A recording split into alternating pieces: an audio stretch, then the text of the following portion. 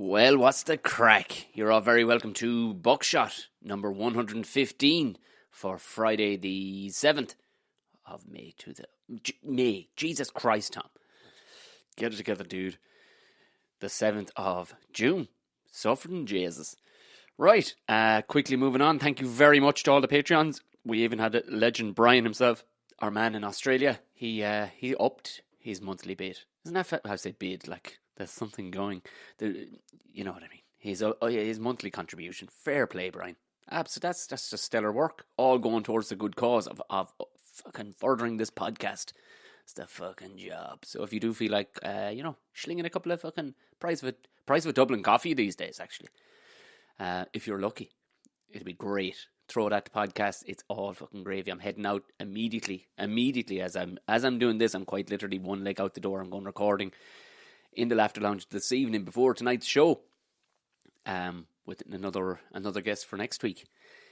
So as you're listening to this, gigs wise, I suppose if you're listening to this Friday evening, come on into the Laughter Lounge. I'll be there tomorrow night as well. Off the top of my head, I can't really remember what other gigs are coming up, but there's definitely some gigs coming up. Go to tomomahaney.com/gigs. The link will be in the description anyway. The links for everything really is in the description. If you're getting your hands on some Defending the Caveman tickets, Defending the Caveman Ireland.ie, as far as I know. So I will be putting a link in the description for that too.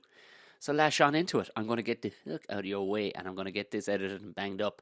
So my guest today, I've known him a good long while. He's done stand-up, a long time. He's originally from Cork. His name is Michael Mee. He's fantastic. He's just so fucking funny. I remember Natasha, the first time she ever went to the Laughter Lounge, long before she ever met me, one of her favourite comedians was Michael Mee, because she saw him that night and just tore the roof off the place. I love just how subtle his jokes are. They're real smart jokes, you know what I mean? So we called over to his house. There was a bit of drilling. I haven't had time to try and edit out. There wasn't a lot of drilling. There's a crowd next door who were doing a bit of a DIY and whatnot. So if you do hear it in the background, you probably won't hear much of it. But I picked up a few. I didn't have time to edit it out, but it's there. Not that any sound fuckers would whinge about it anyway. Fair play to you. Right, sit back, relax, and enjoy Michael Mee.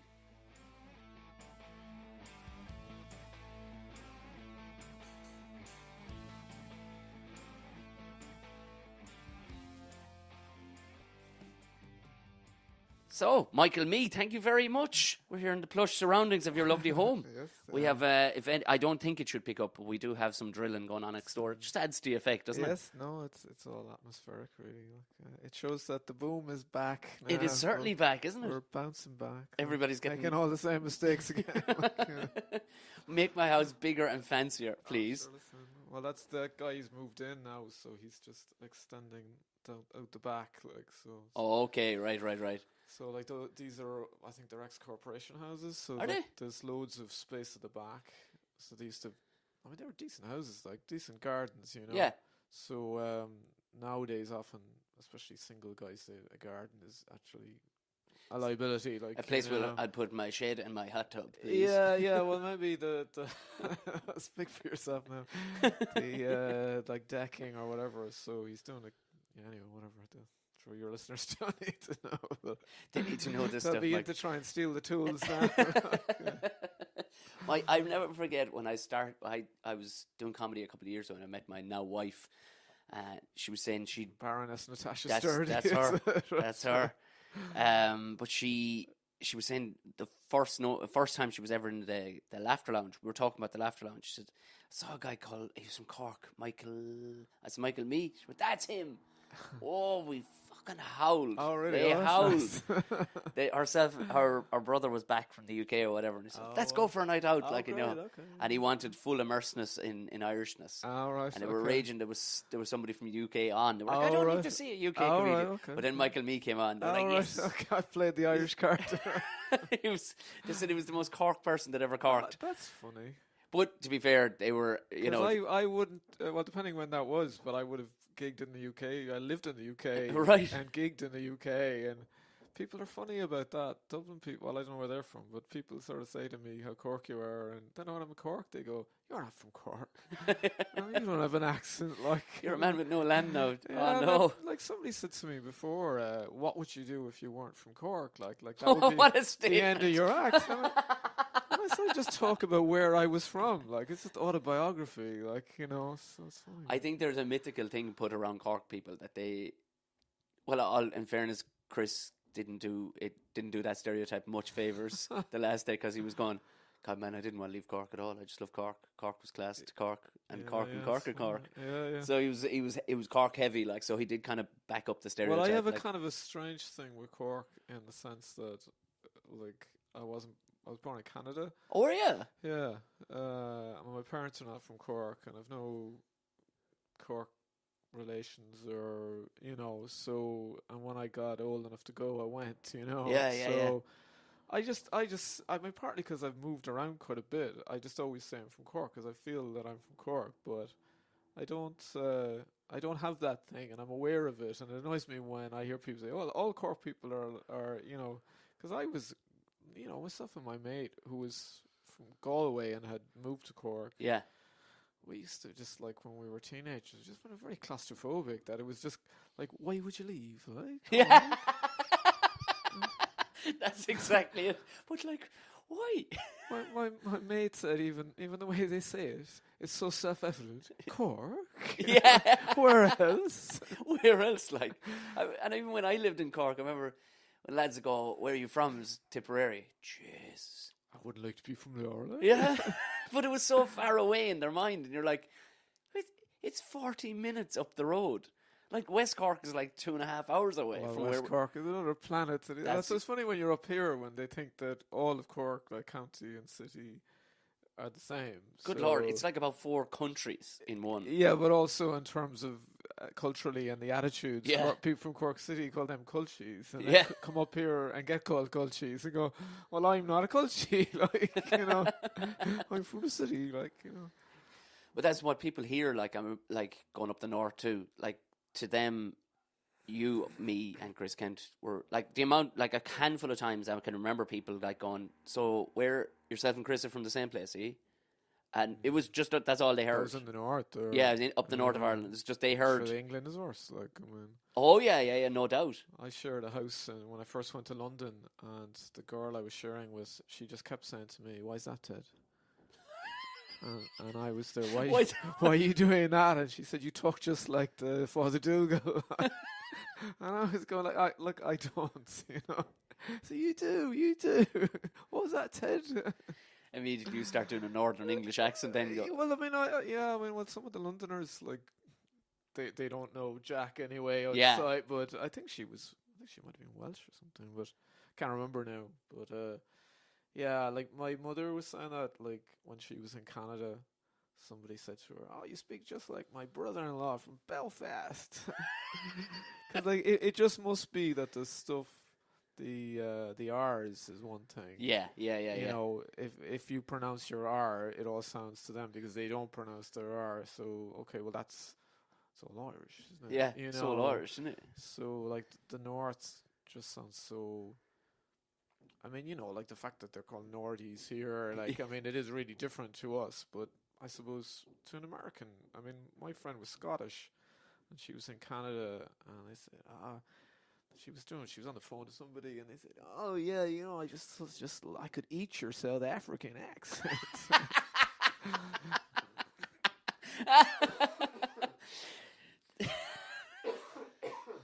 That's so. When did you move to England then?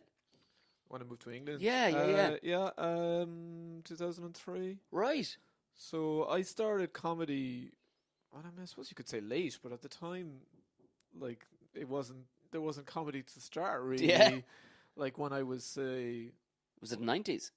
97. Right. So even City Limits wasn't even fully open. Sorry, I've got a bit of cough. City Limits was open for a while. Was it? I had been in college in Cork and debated. And debating was kind of the equivalent of, if you thought you were kind of funny, you would debate. Yeah. And I would do most of the time go to private members and try and be funny and heckle. Yeah. And like really, in hindsight, you know, I mean, it was probably a bit antisocial for me to be jumping in and going, whoa, whoa, you know, give us Barabbas, you know, the shit. Like, you know. But there was a whole kind of thing of guys who didn't really want to do speeches, but wanted to be funny. Yeah. And I would have entered competitions, and then I might get third because it was entertaining. But they go, well, you weren't really talking about what you're. You know, I'd be trying to be funny. You know, So you were just crowbarring in a set, basically. Yeah, well, I mean, I suppose in hindsight, maybe I mean, in those days as well, there was a bit of a thing where. I mean, I suppose you weren't expected to write everything. Like, you know, if you found it in a book, people seem to just bring it in and go, you know. So, so there was a lot of that. So then I'd been to maybe a handful of comedy shows. Right. And, well, this is kind of now, we're getting away from England now. But so I started in 97 and I went in 2003. And I lived there for a few years, and then I came back and I went back and forth for a while. And then I've had health issues, and that's kind of, you know, we can talk about that if you like. But so I've been in England for about 10 years now. Oh, okay, yeah. It's been well enough, like, you know. I've been on a plane in 10 years. Have you not? No. So, so like when I started City Limits, I'd say City Limits was probably started in 93 or 94. Was that your first? Would that when you said, right, this is comedy? Was City Limits, or did you come up and give it a crack in Dublin? No, I had seen Eddie Izzard. Right. I saw Tommy Tiernan. Aim low, anyway. That's yeah. I saw Tommy Tiernan and Dylan Moran in the Bell Table in Limerick in 96. Right, yeah, and, the Bell Table, and yeah. Dylan had just won a Perrier, and Tommy had just won what they used to call a baby Perrier, which was So You Think You're Funny. Right. So they were touring as a package, and they were both from Navan, and, you know. So I saw that show, and I saw Jack D in the concert hall in Limerick, and I saw Eddie Izzard in the Bell Table. I'd seen stuff in the Galway Arts Festival. Yeah. But really, like, I wanted to be a novelist, and I was writing, and I'd basically written a novel, and so I thought when I got sick then, and I thought, well, I'll take a year off and try and do what I want to do. Maybe, you know, maybe that's why I'm not well, which turned out to be kind of a little bit hocus pocus because I'm still not well. But so so then there was a competition on Kenny Live. Would you believe? Right. Stand-up comedy competition. And of all fellas to have a stand-up. Yeah. Well, it didn't end well for me now. I want to hear this. I suppose it's probably the statute of limitations is over on this one. Like, but this was my first dealing with RTE, and possibly was led me to know what was going to happen. The writing was on the wall, was it? Yeah. So. Okay. So Pat Kenny had every Kenny story Live. leads into another story, and Yeah. we're just chasing threads. But so I had seen some one-man shows in Galway. I saw a guy called Nick Revel. I don't know if you know Nick Revel. Oh, yeah. He's kind of a veteran now. Like, you know, he was a guy who went back to the 80s in the Comedy Store. So I would have seen him in 94 maybe. I saw a bunch of shows, and some of them had like what I realize now, like, or people I know, like Alex Lyons supporting, you know. Yeah. So, but I was going probably more as theatre, you know. So I had kind of thought, well, I've been writing jokes for years, you know, and I'd written in college and written one-act plays, and I just kind of done bits and pieces, you know. So I kind of thought, well, maybe I could do a one-man show. So then when I took the year off, I was kind of thinking, well, maybe I'll go to Dublin and maybe I'll get into a scene. So then I saw this, and I had a friend who had a camera. It was just pure fluke. I love where this is going already. And so you had to film, I can't remember, 3 minutes maybe? Right. Which is a lot when you've never done it, you know. So I just said to him, you know, it just seemed dumb luck that he had a camera, like, you know. So I said, well, would you mind I'll just enter this. I have to send in a tape. So I sent in a tape, and I had these jokes. Some of them were in the book, you know. The book never got published, but I filleted it really for all the jokes out of it. Yeah. And so I had this It's probably bad form to quote yourself, but I'm just doing it to I show want to, yeah, whether absolutely. I was promising, like. But I had a joke. I mean, I don't know. I always kind of think, well, maybe this should have been shorter. But the joke was basically that I'd met a girl at a nightclub, and well, the whole thing was, well, it's all very well to talk about casual sex, but like it's different now. There's all these diseases out there. I was in a nightclub and I met this girl, and first thing she says to me is, "I've got a water bed. Do you want to come back to my place and try it out?" My first reaction was fantastic. The 3-year wait was worth it. Then I thought, hang on a second, I only just met this girl. First thing she says to me is, "I've got a water bed," and how many other men have been back to her place to check out this water bed? Yeah. I don't want to catch a verruca.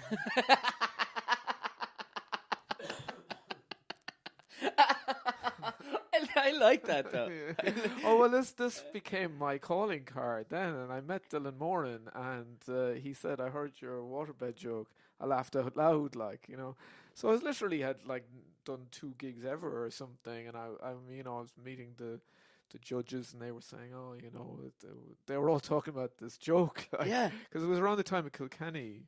So apparently one of the judges was meeting people and telling that joke. So I kept meeting people, and they'd say, "You're the verruca guy," and I go, "The waterbed guy." Don't give away the punchline. Don't give away. And please, if you're going to associate me with any part of that joke, leave off the foot disease, please. So you videoed it, had you? And you'd done 1 or 2 gigs, had you? No. Oh, you'd done nothing prior to this video. Now, I might have done 1. There was a talent night in. Do you know Limerick, or have you? Yeah, I know Limerick well. Yeah. The old stand in Limerick was a Mary I pub. Yes, yeah. And they had a talent night, and there was actually a comedy club had briefly kind of opened in Limerick, and I hadn't gone to it, but this talent night had opened, and I'd been kind of, you're kind of thinking, I'll go down, and then you don't go down. Yeah.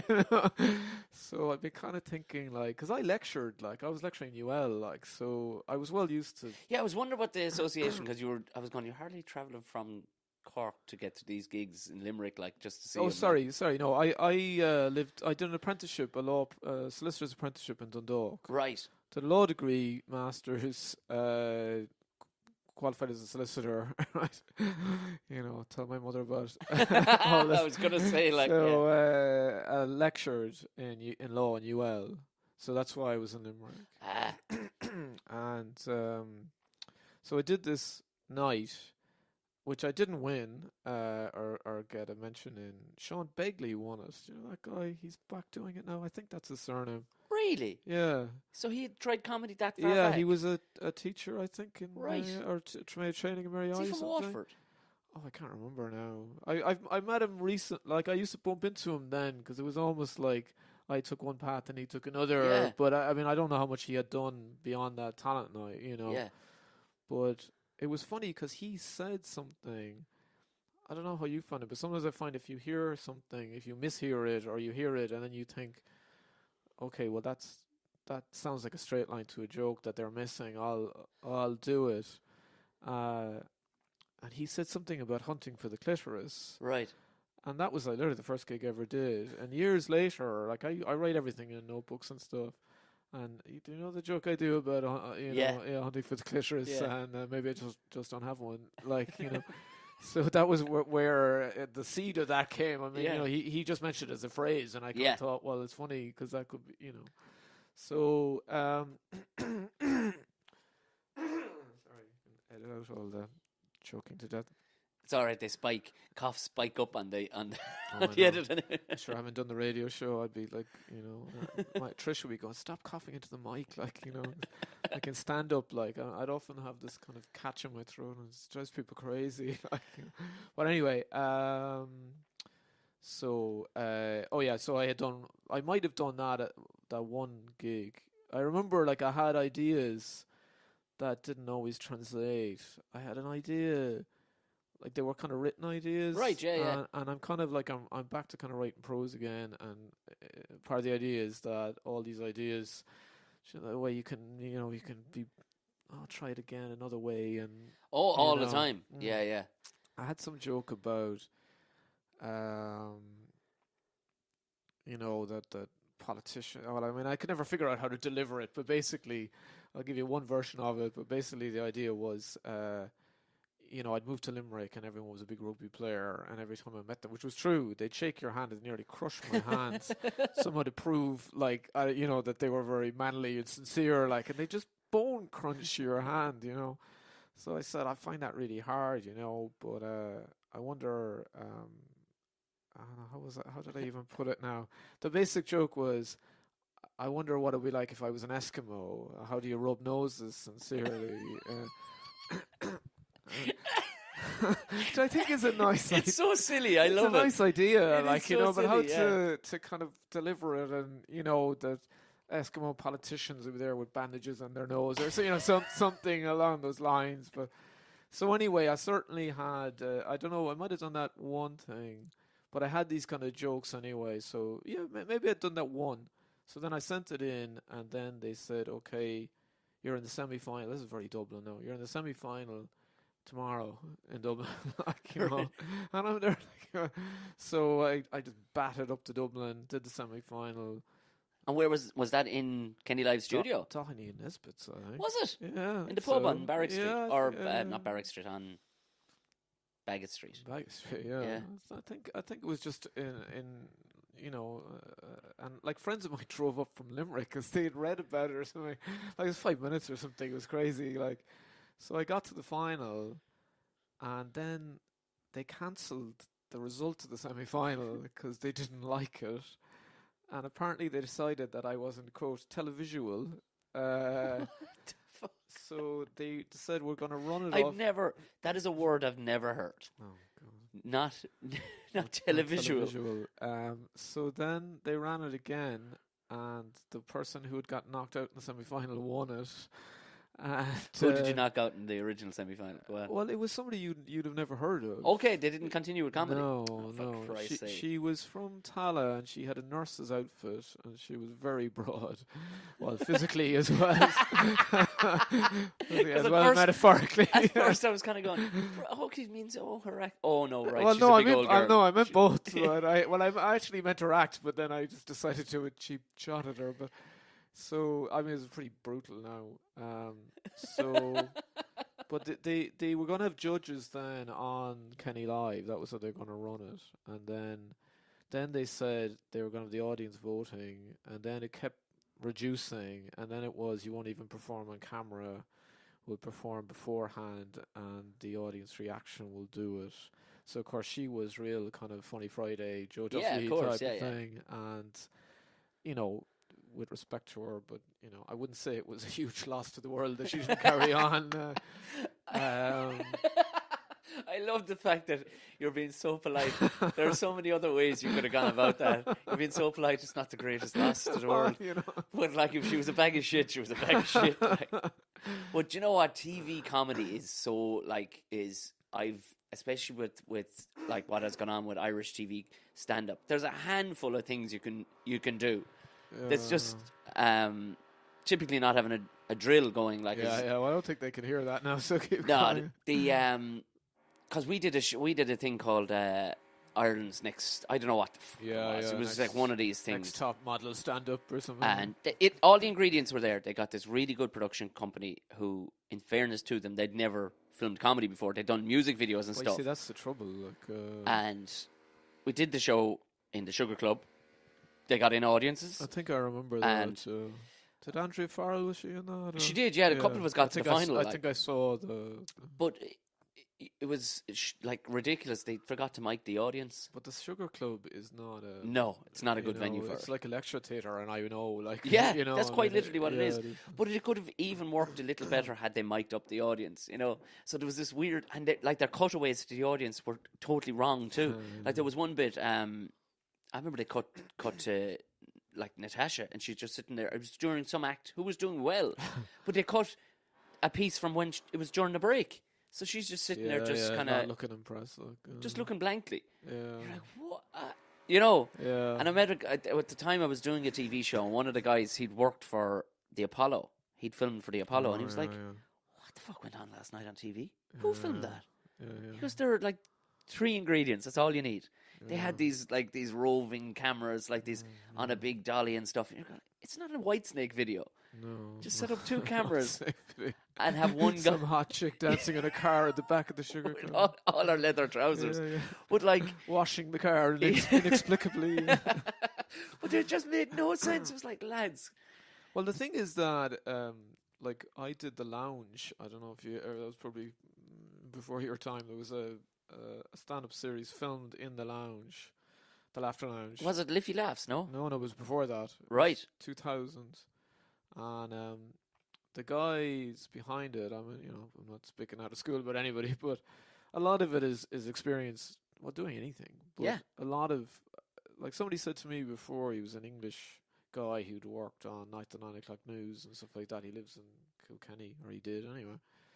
And he said that he had told them, because he'd worked in the BBC, do you want a really good comedy department where you need 5 years, where everybody stays together and learns how to do it, and then you have your team. And I don't know whether they've done that since, but certainly for a long time they didn't do it. I would wager no. So you would often have, like, I've written for a number of shows, but a lot of time, with respect to the people I was involved with, they didn't have any background in comedy. So one of them was they'd done mostly gardening makeover programs, and they were nice people, but they didn't have a background. Do you know what you're suited for? Well, I know I sound very diplomatic, but maybe if I was off mic, I'd be. But they were genuinely, I mean, they wanted to do a good job, but they didn't have any background in it. And when I did the lounge, the guy who's now experienced, but I was with a guy, and the two of us, I mean, I suppose we felt like old stagers, but we weren't at the time. I was only like 3 years of stand-up or something. But he said that this director, now as I say, this guy has a lot of experience now, I think, but he said that he had never been to a stand-up gig. Oh. And he'd seen it once on TV or something. Oh. So I was on, and at the time, I mean, you'll know, well, I mean, maybe this has changed, but I've always looked kind of young, so I used to always talk about looking young, you know. And when I was starting, I was 29, but I didn't look like I looked 19, really. You know? Right, okay. I'd often have trouble getting into clubs, and, so I used to talk about it like I'm 29, and people go, no, you're not. Well, it's actually, like, I realized then, well, maybe there's something here, because I just was saying, like, I'm 29. And I said, no, you're not. Like, I don't know what I am. Like, so I had this story about, well, this is just like dragging up old material, but I'd been on a bus in Cork, and I'd been living away, so I didn't know how much it was. Yeah. And I said, how much is it? And he looked at me and went, what age are you? And I went, I'm 29. And he goes, oh, Jesus, fair foxy boy. He goes, yeah, like you did it yourself. Like, you're looking after yourself nicely. Oil of Yule job. So I said to him, what age would I have to be to get half fare on the bus? Like, yeah. He goes, well, I'll put it this way, boy. I didn't think you were 16, but I thought you were close enough to try and bullshit me. So give me your best shot, kind of like it, right? I thought I was going to try it on, like, So I used to tell that story, and that was one of the stories. And then I said, I'm 30. Do I look like I'm 30? And somebody had heckled me 30 stone. Right. And, like for me, like, I've never thought of myself as fat. Like I'm big bones, So I had a whole routine about it. But they shot me from below. What? So I looked tall. And like it was just like.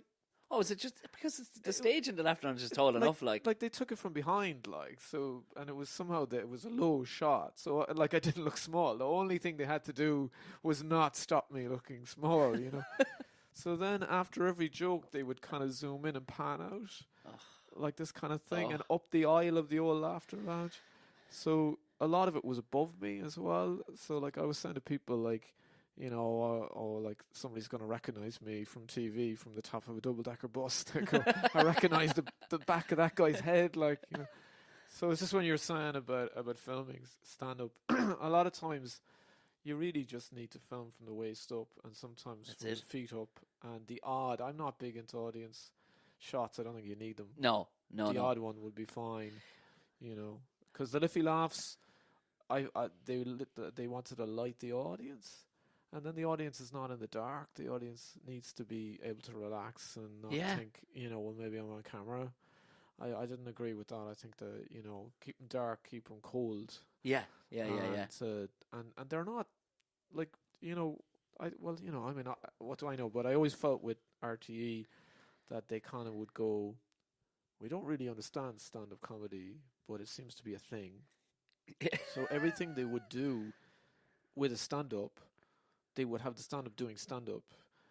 If the stand-up, like say Des was doing, something about working at a minimum wage, instead of going, okay, I think they would do in America, stand-ups are funny, they know how to make people laugh, so we'll get them to do other stuff.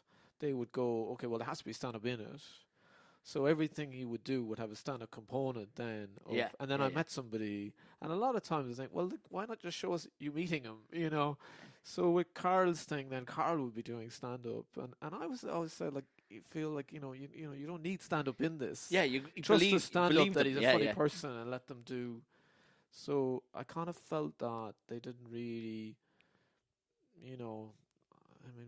arguably they don't really understand how to do it and what it means, and like there was even a thing with they wanted to film Dave McSavage, and I put him forward at the time years ago, doing street stuff, abusing people in the street. And I was, like, then they were going like, well, it just didn't seem to translate. And I said, well, of course it didn't translate, but what you need to do is take the qualities that he has, the daring and like do a hidden camera show or something, because he doesn't mind getting arrested, like, so like, well, I'm speculating, but I always felt that. So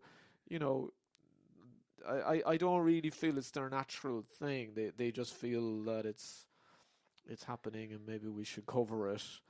But certainly you could do with somebody who's filmed it before and knows what they're doing, and because I did the Late and they often don't mic the audience, so it sounds like you're talking you're to nobody. dying, and Oh, there's a clip on YouTube that I've asked him to take down. It was filmed lovely, but because from the stand-up thing you're talking about, in the Sugar Club, and I've said please take it down because it looks dreadful. Yeah, because there was no cutaways to the audience. There was zero sound coming from the audience, so it just quite literally looked like a madman all by himself, just doing a 5-6 minute set. It was just rubbish. It's absolutely rubbish. Yeah. Come on. I did. I don't know. Can I tell the story? Maybe if I just don't mention the names. But you're smart enough to dance around it. Come on, lawyer. I always love a tee up like that. I don't know. Can I tell the story? You have to once now. You say that, you're screwed. Like, well, I sort of felt that. Fucking anyway. We'll disguise the names and call it. Time has passed since then, but I kind of feel that in a way. Well, I mean, this is my theory about everything in Ireland, but what they want you to do is to have a beer and shut up, basically. And I had come from London to do a show, and it was being filmed in a big place, and I was said to them, can I come down and watch the night before I'm on? Yeah. And no one could understand it. Like, they went, why would you want to do that? And I was there, well, because I'm being filmed tomorrow night, so I want to see tonight. Yeah. Like, so they kind of, well, okay, whatever.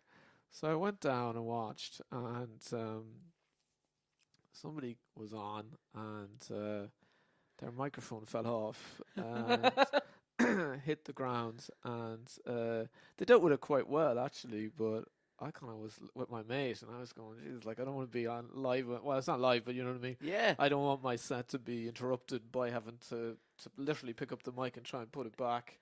It was the power pack in the pocket, And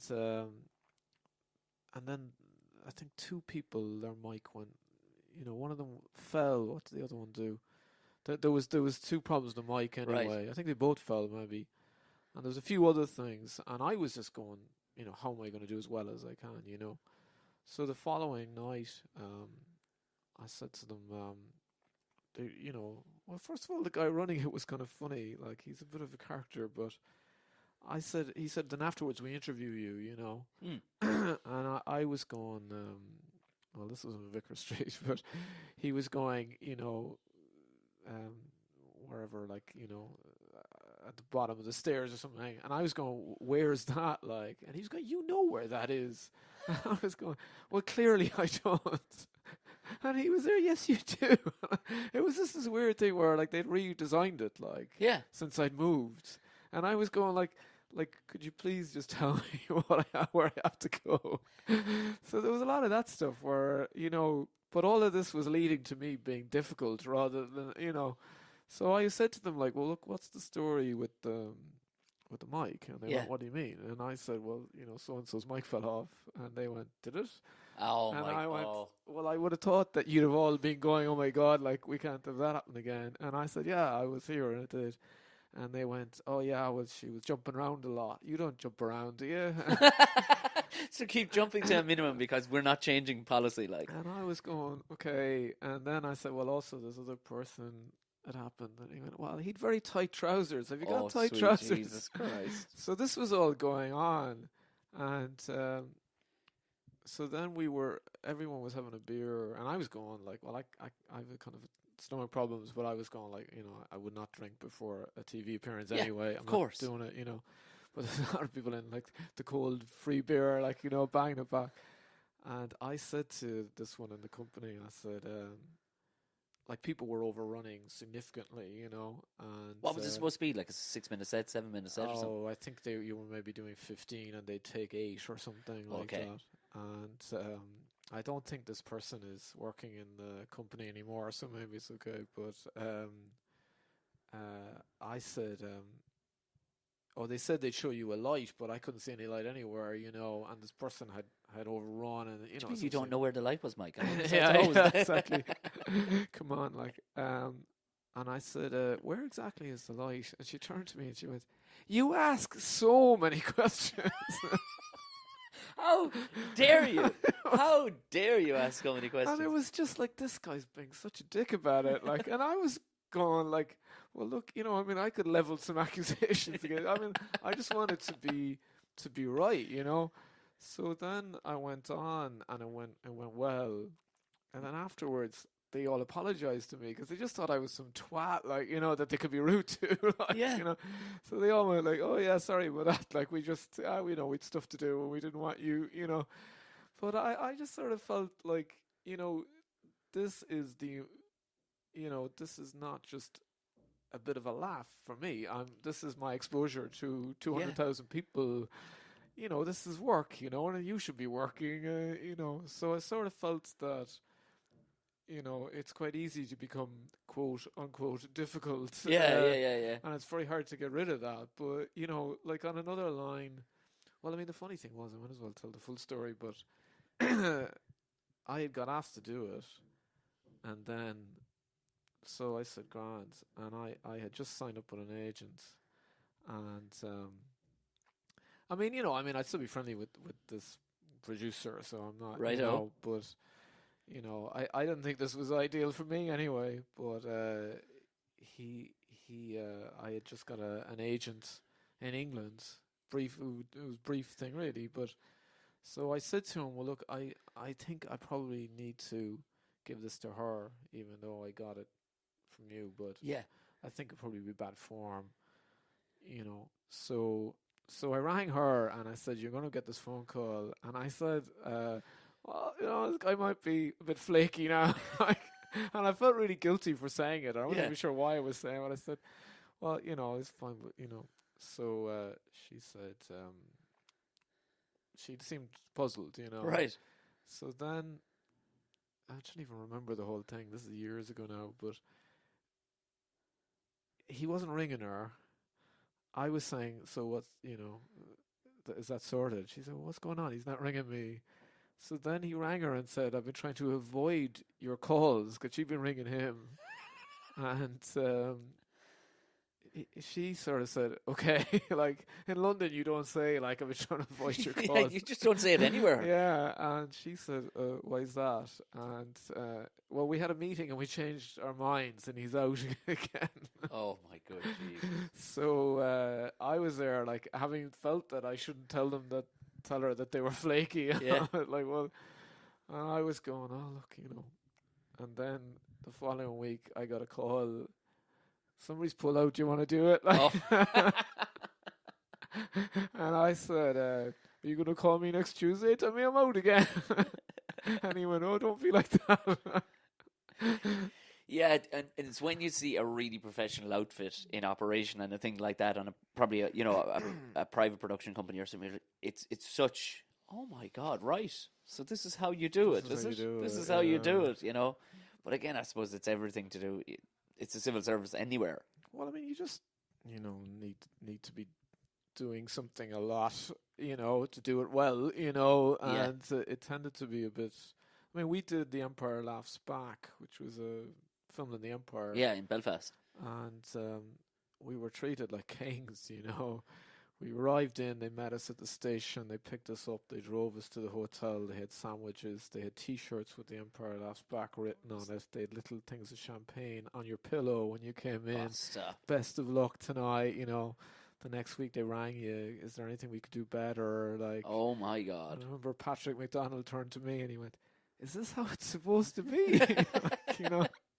Is this like, because we've been used to, let's say, not being treated like as, pros and, and it does make a difference. Oh, it absolutely does. It puts you in such a good place too. Like. I've had times when I've gone on, well, even, yourself doing gigs where you go on stage and you're just annoyed, like, because like everyone's been.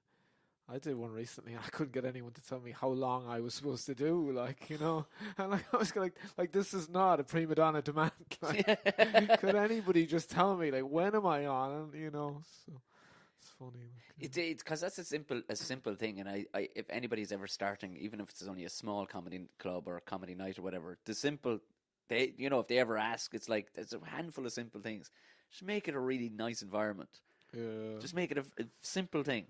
Don't be weird, and don't just stop being weird, because you put everybody on edge. You know what I mean? Just when the comedians come in, simple things like there's like that. I mean, there's a mate of mine runs one in Lavery's in Belfast, and the second you come in the door, you're greeted by one of the staff. They're like, "Would you like anything? The menu? Will I bring it? If you're there early, and even if I don't want anything to drink or anything to eat, it's so nice to have just." But like, I think that to me, I don't want people now. It's hardly going to go viral, but I don't want to seizing on this as me making points. But to me, some of it is that. I mean, there was never a huge amount of money in stand-up, really. Yeah. But now it's gone out of it, a lot of it, like certainly in the smaller clubs. But like, you're still doing a job, and you deserve to be treated as well as anybody else who does a job.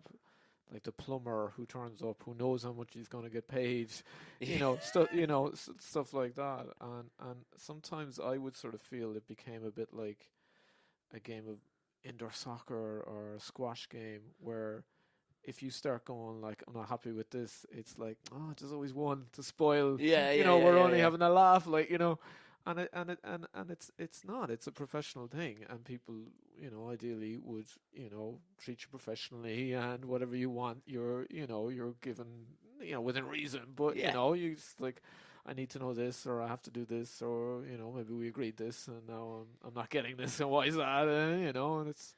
Yeah, because for the most part, your average comedian is pretty easy going. Like, for most, there's a few. You'll meet the odd prima donna. The odd one, like, but in your time in England, like, did you enjoy the scene? Yeah, I did. Yeah, I didn't like all the travel, but just to be working all the time. Just to be, like, I remember when I went over there first, and I'd been playing in the International, which had, at the time, had 2 reading lamps strung across the rafters with the lighting, and I was playing. When you first come, you first go over, you're trying to just kind of pick up, So there's always going to be, well, I found anyway, there was a few things that kept me going. Like there was a chain called Roar with Laughter, and I was going to doing them, and Okay. a few other things until I kind of, well, I mean, I'm not knocking them, but you're trying to get established, but one of the, I can't remember, was it Jongleurs or Roar with Laughter, one of them anyway, they said to me, yeah, it's a bit quiet tonight. I only got 200, in the audience. And I was there like, oh, right, yeah, that's very disappointing, isn't it? You want to pull your socks up, lads. This is a scandal. There's only 200 people in. There was one place they said, do you want us to give you a light when you're going over? Or like I've been so used to international, I was going like, you've got a light and that's all it does is tell me how I'm doing for time, So it was just great that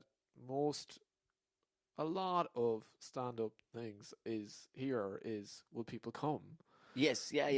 Especially the club stuff. Vicar Street, seems to be people will pay more money to see Tommy or whoever. Yeah. But in the clubs, there's always this thing of like, oh, well, maybe it's going to be cancelled, or maybe it's going to be shit, maybe there's going to be 12 people there, or whatever. Whereas in England at the time, I gather it might be changed now, like stand-up was like people would go every 3 weeks, right. And they'd go to their local stand-up. They wouldn't really know who was on. But they trusted They trusted club, it, and they didn't all think that they should be comedians themselves, unlike most Irish people. And they'd sit there and they'd listen and they'd go, well, I'm being entertained. I'm paid my money. I'm being entertained. It's a very English thing, isn't it? They're happy to go to an environment and let you take... You have your job. There's the odd one who would heckle, but they wouldn't heckle in an Irish way, which tends to be, I'm so drunk I can't keep quiet. They heckle in a way of, I don't like the fact that you're the alpha, or, whatever. Okay, yeah. They want to take you down and it's gladiatorial and you can call them anything under the sun and everyone understands it. Whereas here it's a bit like, oh, you have to be kind of nice to this person because they don't mean to spoil the show. They're just being, like... Yeah. So I would have said that it was... I mean, London is, in every facet, demanding and impatient. And get out of my fucking way and, who the fuck are you? And, you know... But certainly, we were gigging all around. But, it was just... Like, I did 143 gigs one year... I did Edinburgh as well, but including Edinburgh, I did 143, and which was probably a little bit too much. But you're working doing 120 gigs, fairly standard every year, and it's just like you feel like a professional. You feel, and for me as well, because my stuff is, fairly scripted. Really, I found I got a bit more value in England because they come from a tradition of music hall and a tradition of theatre and whatnot. That stand up. You see much more character comedy in England. You see, like, even Tim Vine is kind of a character comic. Yeah. I'm just trying to think of examples, but much like here it tends to be. I'm the same guy who was at the bar and I've walked over to the mic, or at least the audience feels that way. Whereas I was on with jugglers and, like people who like jongleurs in those days, you'd have, like Rex Boyd used to blow up balloons and like he had a tape with Robin Hood on it. Robin Hood riding through the woods or whatever, and then he'd pick the biggest black man he could find and the smallest white woman he could find, and one would be the Sheriff of Nottingham and one would be Maid Marian. And then he literally just played this tape, and like he wasn't doing any jokes. Like, and there were guys who were balancing chairs on their nose, like it was really old school. Because it's a different tradition of and guys who would say, oh well, they say you play dorking twice in your career, once on the way up and once on the way down. It's good to be back. It was just all this really guys with banjos, and it was really like, I mean, some of that stuff wouldn't be my cup of tea, but it was just really funny that just the range of stuff, And like you on the night, I suppose, you're not really competing because you're. Well, sometimes it would just be. Especially in jongleurs, because they were all hen parties and stags and stuff. It's just wild anyway. So it would be a bit like, well, they would finish. Like there was one guy who used to play the guitar, and he used to throw in a bit of Sweet Child of Mine, I think. Why not? A Sweet Child of Mine. Just as a kind of a quote, like, he was doing something else and he just played the riff. But there'd be plenty of nights when they'd all start clapping and want him just to play Sweet Child of Mine in full, and like that was, I mean, I felt that I was doing the same act quicker. Yeah, That yeah, I was yeah. like I was being pushed down a corridor, and I was going, whoa, hang on, like, don't rush me, just because you couldn't really with jonglers, you couldn't You can't leave. pause too Yeah. long, But having said that, as I say, I mean, the heckling was very targeted. Yeah. The worst is if people are talking, because that means they're not There's not a lot you can do with that. engaged with you. Yeah.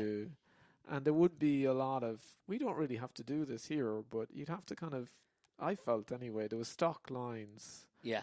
that you might have to dip into because you need to just get out of the situation, like, and you'd see a lot of them and you kind of go, well, at the start you go, well, I would never do that, but then you think, oh, that's quite useful. So somebody, yourself, if somebody Yeah, goes, of course. Pine Murphy's and somewhere, you go, where'd you learn to whisper? In a helicopter? Oh, And, yeah. and then it just deals with it, But I was in Jongleurs Battersea, and there was I can't remember, maybe a hen or a stag at the front. Hen, I'd say. Usually it's hens.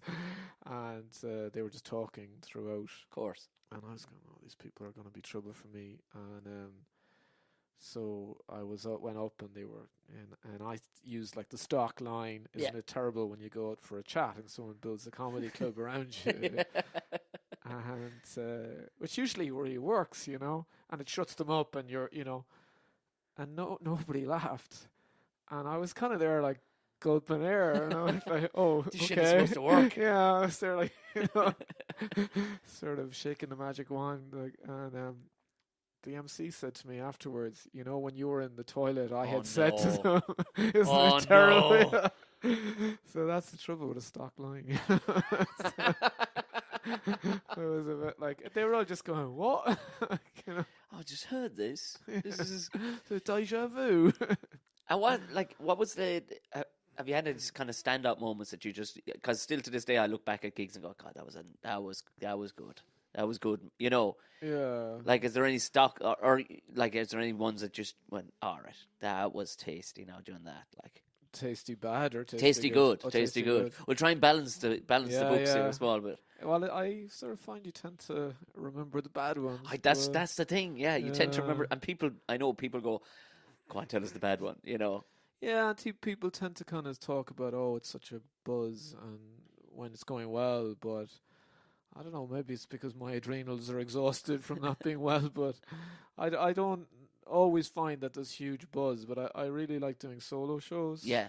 That would be when you're, well, as Seinfeld said, like, when you're the entertainment, like, you know, people have come out to see you and you're doing an hour 20, and it's really on your shoulders, and you're taking them in and you're telling them a story and you're keeping them, they're the best nights for me. Because you just had it to, like, you've just done a tour. Paul Crowley was open. Well, it's kind of a slow motion tour. It's been just dates here and dates there. Like, it's the energy to organise them, really. But we've done 5 or 6 now, and they're lovely gigs. I really like them, and because I suppose I come from that one-man show tradition, I suppose, of constructing it, and and you can get to be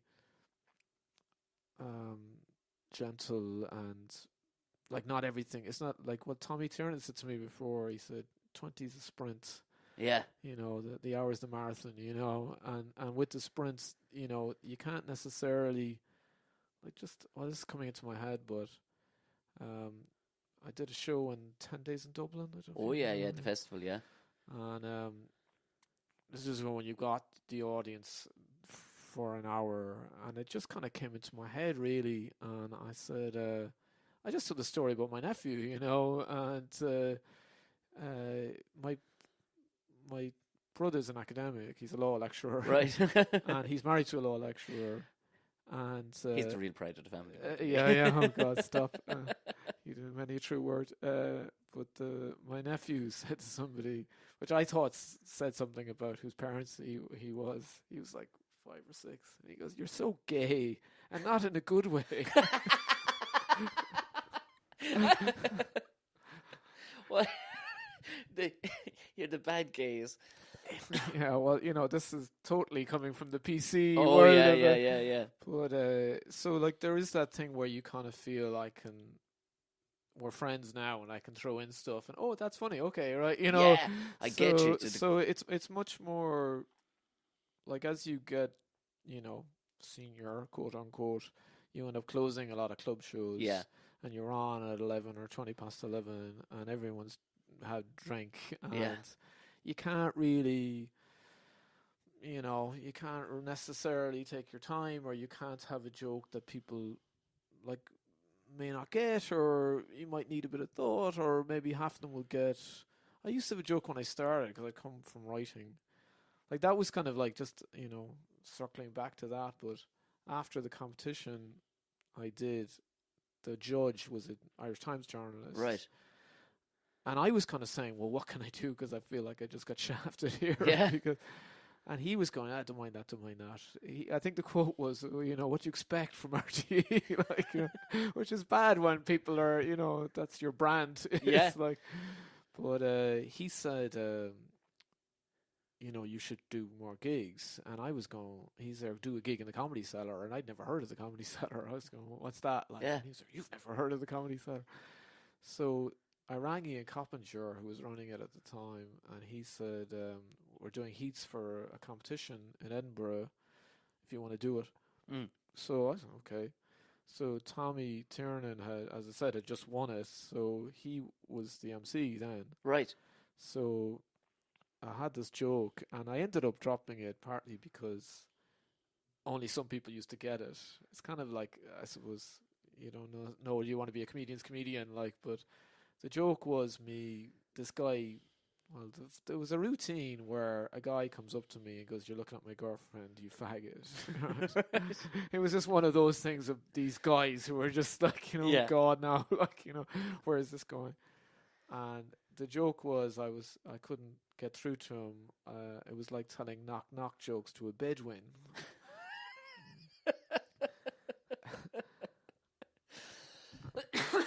And Tommy was on the side of the stage, and he literally jumped to his feet and started clapping. Right? And I was like, cause I knew who he was, but I was going, oh, okay, so was that funny? But it was one of those jokes that about, maybe a third of the audience loved you forever, Yeah. but a lot of them were kind of going, what? Yeah. A what? So in a solo show, like, you've a better chance of keeping them in and going rather than late night in the inter or whatever where the audience is always right. Like, Yeah. So that's what I like about solo shows is that you can it's more almost theatre. You can get an art centre and people have got a babysitter and there's commitment. Yeah, because of course that's the thing about a comedy club, because you're trying to convince them, bring them on side. Yeah, keep them on side. They don't always stay on side either. Like whereas in the old days I always felt you got a good start and you're there, but I don't know about that anymore. It's just like you gotta keep on top of them. Attention spans have shortened too. Like, you know what I mean? So like because like I think one of the greatest compliments is like, right, I'm off now. It was actually in the Limelight in Belfast. It was a couple of months ago, and a guy actually went, fuck. Yeah. I was like, that's a better compliment than any clap. Yeah, that's nice. And I was like, that's lovely. Thank you very much.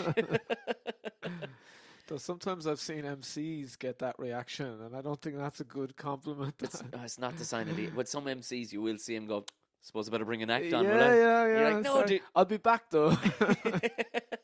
And then, you kind of go, that's not your job. Your job is to. It's never great when you're kind of going like, well, see, in the old days, I kind of feel, I mean, I'm 22 years doing stand-up. Oh, yeah. 97. But, anyway, I've had illness for quite a bit of that. So, but I suppose you kind of look at the way things are done and sometimes you go, well, they used to do it this way, and then you sound like you're 80, but there used to be a kind of a thing with the MC. Well, there's a few things that there were elder lemons like Barry Murphy who would keep order. Yeah. And often in a way that they kick you in the shins and you wouldn't like it. And they go, well, you're not doing this. And that joke is a bit too much like somebody else's joke or whatever. But it was a way of keeping standards up or whatever. and I don't really feel that certainly that I can say these things, but a lot of the times, you're kind of going with a gig, like, say, I think that after the first act, the MC goes back and does more and brings on the second act. But I see a lot of MCs now going, I'll bring you straight on. Yeah. And you're going, well, of course you will, because this is the worst time for you, because it's hard in the first thing. Yeah. Don't be going on in the before the headliner and doing 15 minutes. Like, you have to do it. It's a lousy job, but, Yeah. But, people get used to doing it in a certain way, and but what was I going to say? The other, what's going on in my head there? What you were saying? But bringing somebody on. Like, a lot of times MCs now go like, "You're ready for your next act. Here he is." Like, yeah. Whereas the whole thing before was, and it sounds corny, but it really helps. I know this guy. Totally. I gig with him a lot. You're in for a treat. He's done a bit of TV, and people go, "All right, okay," and they don't realize we all know each other. They go, "Oh, they know each other." Like, well, that's good. Like, it's just he's nice vouching for yeah. him, and I know that it's 11 and I'm tired and I've been drinking, but and it's nothing against the MCs now, but this is just they didn't learn it. But I think that stuff like that is important, Yeah, absolutely. What you were saying, and the because I didn't know, and what the illness you were talking about. Yeah, I got Lyme disease. Did you? From what do you think? Was it? Well, I presume from a bite from a tick. Like, right. That's how it's propagated. Like, I just had I had chronic fatigue, and I got a gastric infection when I was in Limerick, and I got it treated, but I was never the same after it. Yeah. And lots of stomach problems, allergies. Can't eat dairy, can't eat wheat, drink dairy maybe. Eat dairy, cheese. You can't drink, tired all the time, sinus infections all the time, stomach pain, difficulty concentrating, all the rest. Like, so, it was only about 3 years ago I did a test in Germany, and they told me I had Lyme disease. Like, So the Lyme disease was, all of this was as a direct result that wasn't diagnosed. Well, it wasn't diagnosed, as Lyme disease. Yeah. Because, Damon Blake. Yeah. Damon worked, this is a mind blower to me. He worked, he was temping, I think, before he got a job, I think, with some large American firm, but he was temping over on the north side for, it basically was a tropical diseases kind of style clinic. Yeah. He said, you have no idea the amount of people who have Lyme disease, and they didn't know what was wrong. Yeah. He's phenomenal. He was working for Jack Lambert then, was he? I don't honestly know who it was. He probably was. Yeah. But it was just the amount of people that had gotten Lyme disease and it wasn't just from being abroad. Like, no, you could get it in Kerry, like, or the Phoenix Park. Like, it's deer ticks mainly. Yeah. And that was the thing, because I mean, we fond of a bit of venison, like, and it was can it translate? And it was like, yeah, it can actually. Oh, can it? It can. Past a certain point of cooking, but if you cook it anywhere rare, you do have to be very careful. And really? I had not. Jeez, I didn't know that. And it was Damon kind of twigged me to this, so I started looking it up. I was like, oh Jesus! I thought Lyme disease was like You're like the Sheriff of Nottingham was your venison. Like, I'm from the country. Could I have some venison, please? Sorry for being such a culture. Oh, I'm the culture now of this whole thing. No, what I said sounds very uncultured to me, to venison, but maybe it is. No, it is very culty, and it's its acquisition is very culty too. Oh, like, it's just hanging around with. You're just going around and grabbing them off. You're down to the Phoenix Park with a Toyota Corolla and a big baseball bat, like. Well, that was the old urban myth, really. I've heard it told about a number of nationalities, but it was like, the way I heard it was this guy was working with a Latvian, and in Cork, and he said the swans in the loch, and they're very nice, like, and the Latvian guy said, they're a bit chewy, though. Now, I think that probably is apocryphal, because I've heard that about Buckingham Palace as well. Yeah. But, that they're the others are, okay. I think anybody that's going, like, I'm not endorsing eating swan, but if you are brave enough to try and go and kill a swan, exactly, even to get into a loud discussion with one. which brings us back to when I lived in Portobello. Many's the time I met Dave McSavage having a vaulted with a swan. A heated conversation with sure a swan. You did, yeah. Like, what's wrong with you? You're gorgeous. You're walking around. You're white. There's no issues you should have. It's like, yeah, same as you, Dave. Same as you. So tell us this: is there any more dates on the cards for? There's going to be. There is going to be. So I'm a bit slow as to getting my act together. Well, you are a stand-up comedian. That's the problem. It's also yeah. Standing up is an issue. Like I'm literally bringing a stool on stage. Like, right. Yeah. I mean, I like to stand for the start and then have the option of sitting. Yeah. But a whole hour on my feet now is a bit. That'd knacker you, would it? Yeah, it's problematic. Really, my legs start to go. I actually feel a pull in my legs, like, you know. Right. Yeah. So I'm better than I was, but for a while I'd kind of see it as maybe 45 minutes, and then the last 15 I would say, you know. Yeah. But the trouble is, you're used to, like, people would say to me, like non-comics obviously would say to me, "Oh yeah, but you know, Dave Allen used to sit," and you go, "Yeah, well, Dave Allen was on TV." Yeah. You know, like, it's like people, Brendan Grace sits. Yeah, fuck you. That's not my tradition anyway. Yeah. But I would feel in somewhere like the Laughter Lounge, I prefer to stand. I just feel I know how to do it standing. And I think it's a different, no one else is sitting, and, you know. I mean, what I do now is I pick out the stool and I say, I know this is a bit Westlife now, like, you know. Yeah, you just need a line to cover the fact that you're sitting on a stool, But so I'd like to do places like the Town Hall Theatre in Galway. I mean, I saw you had announced kind of dates and stuff. For it's a play that I'm going to be in. Oh, that's a play. Yeah, it's a play. one-man play. Now, it does kind of have to be delivered in the style of a stand-up. So, did you write it? Or? No. It's a big American production. Oh, I see. All right. Okay. So, but they have allowed me to rewrite it for. Because when I got it first, it was you had to Irish it a bit. Just terminologies and a couple of places where I thought the joke was a bit. What's it called? Or? Defending the Caveman. Oh, sorry, I saw that. Yeah, jokes were just a bit chubby for my liking. I was like, all right, okay. Do you know, it's like, could we? I can put a similar joke in there if you'd allow me, like, you know. Yeah. So it's but yeah, I'm really looking forward to some.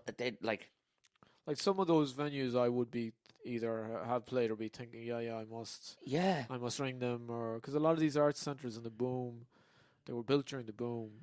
And I mean, you know, rather optimistic about the amount of people in these satellite towns who are massively into theatre, and they'd have a few different rooms, and a smaller room that maybe takes 60 to 100 is good for me. Perfect, and that might look full even with 20 if you're playing, you know, some place in County Kildare or somewhere where nobody knows you, or, you know, so there's a lot of those ones, and a lot of it is just emailing them and saying, you know, will you give me, you know, they usually give you 70-30 split.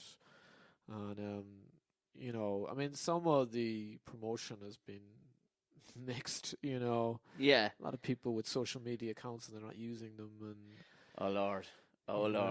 Or the fact when you go to tag them in a thing and you go, oh, you don't have a social. Yeah. Why would you not? When your whole thing is promotion, why would you? It kills me when they actually have a page and you're having to kind of say to them, and you know, well, my son runs the page and he's on holiday, you know. Like, the 20th of April, 2015. About professionalism, you know, and you know, I mean, it's not their fault either, but it can be, you know, you just have to take your chances there that you might be playing to a small crowd in places, but the venue in Ratoath. Yeah, I was going to play there. Like, they have I the big room, Aston, but they have a lovely room upstairs. We did a comedy club up there one night, and it was about 80 people in. Oh, good. Yeah. And that's all it will take. Yeah, no, that's. And it was, and they're so professional. Yeah. And then, like, the following week, I remember we were doing one in Escorthy, and again, boom money. And I would imagine same contractors that did a local hospital came in and did this, because you know that line, and I talked about this, tense, you know, and but good heavy duty, like the place was, it used to be a convent. I was like, this is going to be a class, but they weren't sympathetic to the brilliance that it could have been, if you know what I mean. But we did it there, and there wasn't, like, we turned up and the 60 posters that had been sent ahead were still under the desk. Oh wow, yeah. Cool, yeah. You know, the guy who was, we'll call it, I asked him, was he the manager or whatever, and he was out smoking a cigarette out front. Yeah. And it was well, they tend to say, we've done everything we could. Yeah. And you go, well, that is actually not the case. No. It really, and I mean, I did play somewhere recently, and they didn't take any cut. Like, they just said, we're embarrassed. We didn't do what we should have done, and you should have had a much bigger crowd. And they apologized. Like, I mean, in a way, it's too late. But, to be fair, they just said, take all the money because, for whatever reason, we didn't do what we should have done, But I certainly have played places where they haven't said that, and they've said, you're not much of a draw, really. No, very little interest. Like, You could have told people at least. Like, like, then you're meeting people from the place. And, well, there's one place that used to do stuff. Again, I don't know, was there any point in naming it, but it was an art centre and in Cork, and I was playing there, and I had done the Late Late, and I was saying to them, you need to put that on the poster. Absolutely. TV's everything, and they didn't put it up there, and I was going like, well, do you remember I was telling you, I think it's really important now, and we might be a bit late for that, but we could still, never put it up. Do the thing, reasonable crowd, but certainly not full, Did another gig, and I said, this time, do you remember we talked about this? Still didn't do it. And after that gig, I was upstairs. They used to have a bar up there, and there was I met a guy that I knew, and he was having like a 30th there or something, and he said, are you doing any comedy gigs? Oh my God. And he was in the venue. Oh, sweet. I was just there like, oh, really? So, but I mean, I think that the difference between, I remember, we're probably going to 2 hours now. I'll leave you.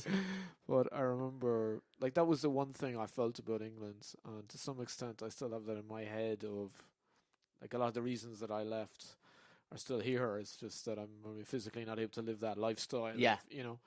But there was a guy,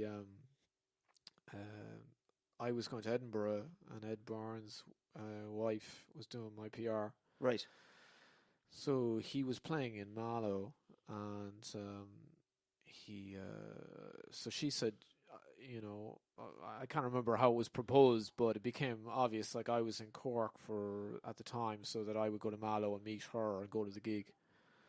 And they said to me, they were making a joke about his road manager, like, the tour manager, about how pleased he'd be to get home, Yeah. And I was kind of, having had a lot of experiences, like I went like, all right, how's it going? And he says like, oh, fucking get in. And I say, where's the spare mic? And they go, the spare mic? And he said, I realised that if I ask for what I usually ask for, they just think I'm a cunt. So he says, I'm going home on Tuesday, and like he was just so relieved to get back. And Ed does like 130, but like they just be playing these places like in Clonmel or wherever. I would respect, but some hotel or somewhere where they go like, geez, you want two mics, like I know. So there is that professionalism thing. And it's the same with music. I mean, it's just no industry here. There's no, like in England, it's big money, so they think. Like, to an extent, everything here is, like in England, they might, I mean, I might be deluding myself, but it feels like if you show a bit of promise in England, there's people sniffing around you, going like, this guy can make me a lot of money.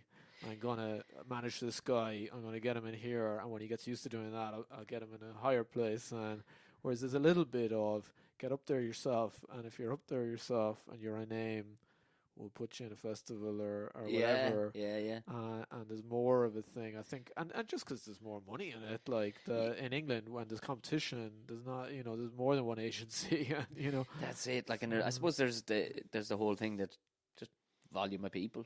That's as well that. Well, I used to tell the story, which I don't know whether it translates. Depends on what you think of Harry Hill, but my dad was never. My late dad was never in favour of me doing comedy. Like, he just couldn't see, what are you doing? Like, we paid for you to do law, and which I was disappointed with because he was quite a funny guy himself. Yeah.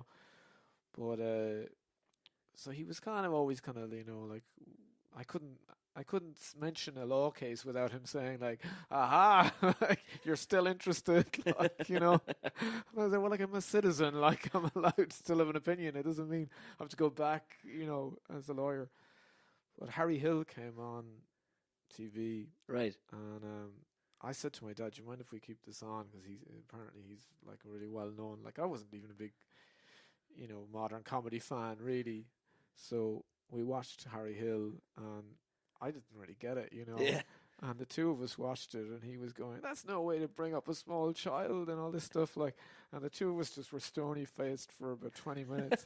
And my dad turns to me and goes, "Mick, if that's the standard, you're away for slates." You need to get yourself a high collar and shave your Yeah, head. well, Yeah, I mean, yeah. but the one thing I did think was that if 10% or 15% of the British audience, you know, just loves it, just goes, "Well, it's off the wall, but it's for me." Yeah. You're, you know, maybe not a millionaire, but you've got a career. Yeah. And if 15% of the Irish audience likes you, you're fucked. You know, you're down the battle of the axe going, "Oh, this guy again," like whichever, you know. And like a lot of the Irish acts, I mean, I'm not, you know, I'm not saying I'm experimental, but are not experimental. Like, Yeah. you Oh, yeah, know. yeah, yeah. Whereas, you know, that is probably, as you say, a numbers thing where, like Josie Long, I mean, Josie Long was dying in England as well, but she managed to find her niche. Yeah. She was going into clubs and they just were just talking about ducks. And like, a lot of them were going, "What the fuck are you talking about?" And she told this story. I mean, I like Josie. This is not a story against her, but she told this story. They'd ask you, you know, "What's your favorite heckle?" I thought this was really. I don't know if you know Josie. I've met her, yeah. I've met her, I yeah. mean, I mean, I wouldn't say that I know her really well, but I met her when she was starting, Right. and trying to find what she did, and like a lot of the gigs were just like they weren't. If you were judging by audience response, they weren't going that well. But they said, "What's your favorite heckle?" And she said, some guy got up and went, "You're shit." And she said, "No, I'm not. I'm just not what you're looking for." And he said, "No, you're shit." And then some other guy got up and went, "No, she's great." And he went, "No, she's shit." And the two of them started having a dialogue. They started heckling each yeah, other. and Like. Josie said, "This is great." Like, you know. But you need a certain temperament, I think, to go, "No, I know that what I do, you know." Yeah. Like I'd be the one who would go, knock jokes to a Bedouin is now in the drawer because not enough people are going to laugh at it, and I don't like that feeling when not enough, you know, where she would be inclined to go, "I'm going to talk about, you know, Branwell Bronte, and you know, that's what I do, and if, you know, if it's not for you or whatever, you know." So, but it does help in England, I think, that you can make, you know, I don't know what kind of a living she's making, but I presume, you know, she tours with Stuart Lee, and, you know, there's enough there. And in America as well, you can be. Well, I just tell you, I know we're talking a long time, but I thought this was funny, just in terms of the difference between Ireland and comedy-wise. There used to be a gig in Killarney, a real kick shit gig in Killarney. I've done one or two shit kick gigs. It was in McSorley's in Killarney. Oh, right, yeah. Do you know that place? Yeah. I mean, this is years ago now, and I was relatively new as well. And my friend, I knew a guy from law who's now a solicitor there. Right. And he was at the gig. You know, he knew I was coming, so he came to the gig. And I was on with Arj Barker. Oh, yeah. You know, he's in Flight of Conchords and all the rest of it. And like Arj is quite off the wall, you know. Yeah.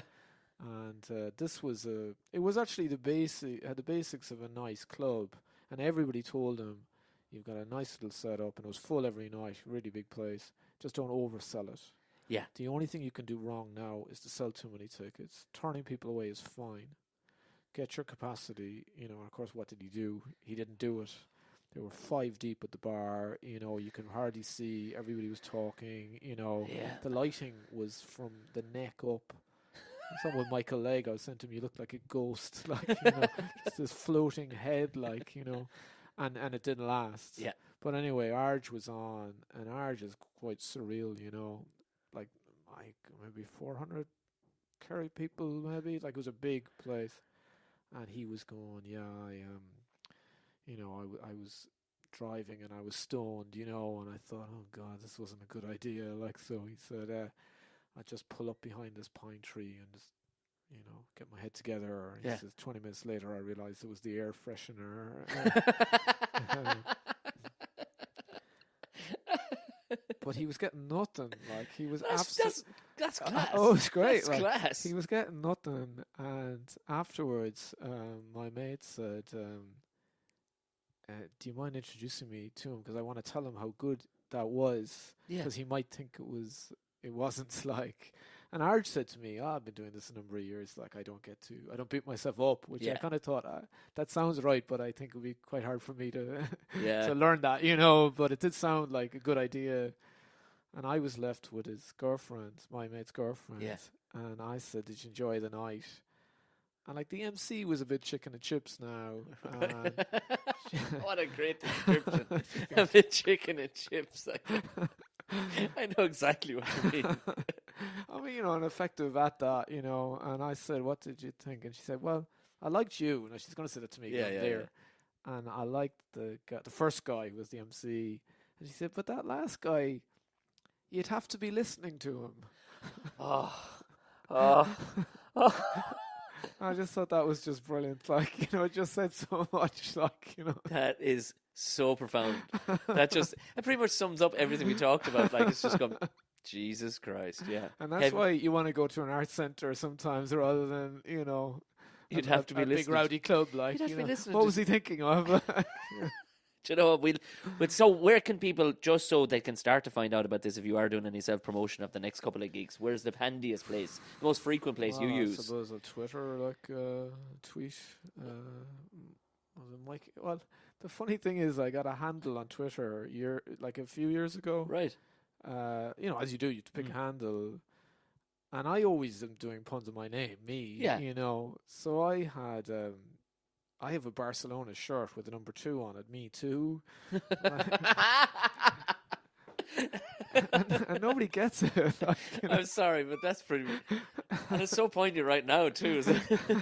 Well, that was what happened, was that I had me too, underscore TOO, But people now think it's me too, which is not That could be the name of your next show. Yeah, me too. So that's I think it's Michael _ me too or something like that. But anyway, there's not too many of us. Yeah. Too many Michael Mee. So at the moment I'm writing a book, so that's what I've been doing. Brilliant. Yeah. So that's I probably should have been organizing stuff for the summer, but I kind of got a bit, so. What was the other thing I'm doing? Oh yeah, the solo shows and that are really it. So I would hope, to be tweeting in June and watch local press for details. Absolutely, and I'll when they start coming up, I'll mention on later podcasts too. Anyway, absolutely. Well, Michael Mee, it's been absolutely fantastic. Yeah, well, that's been a bit of a laugh. Thank you. Good stuff. Cheers, man. Cheers. And my thanks again to Michael. Fair play. Like he said, he's going to be back on the road later on in the year with some more tour dates. So if you fancy popping along, keep an eye out for the old Mee. The old Mee. What a legend. Anyway, hit subscribe if it isn't something you have already done. This is your first time listening. Hit subscribe. Go ahead. And don't forget to shoot over to Apple Podcasts and give us a good old rating as well. All those other gigs and everything else will be kind of put in the show notes of this one. Right, ye beautiful shower of hooers. Go on away and enjoy the rest of the weekend. You look.